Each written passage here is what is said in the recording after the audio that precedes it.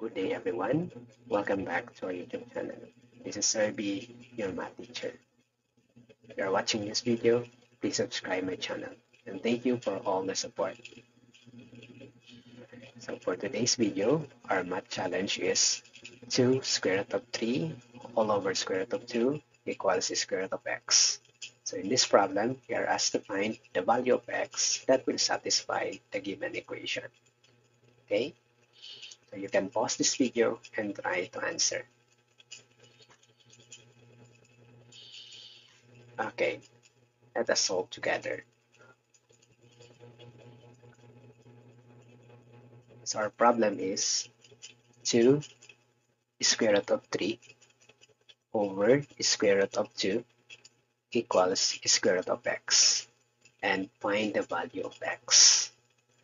So this equation is called radical equation because this equation contains radicals, particularly square root. Okay? So what can we do to solve this problem? So since this is a radical equation, you can solve this equation using the law of radicals. From the law of radicals, square root of a over b, where a and b are real numbers, and such that b is not equal to 0, this is equal to square root of a over the square root of b. Okay?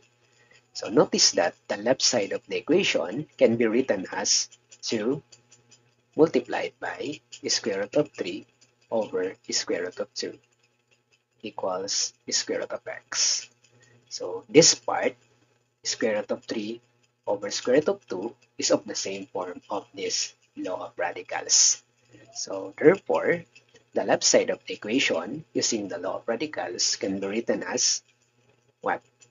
2 square root of 3 over 2 equals the square root of x. So we use this law of radicals. Okay?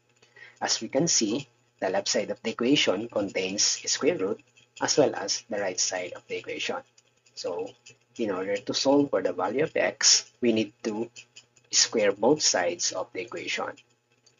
Square both sides of the equation. Okay?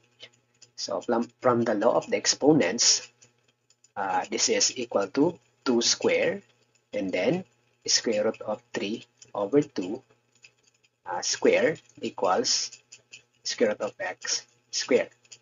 So we'll simplify one by one. So this is 4, and then the radical sign will be cancelled out. So this becomes 4 times 3 over 2, right? Because if you have the square root of a squared, where a is a number, the answer is a.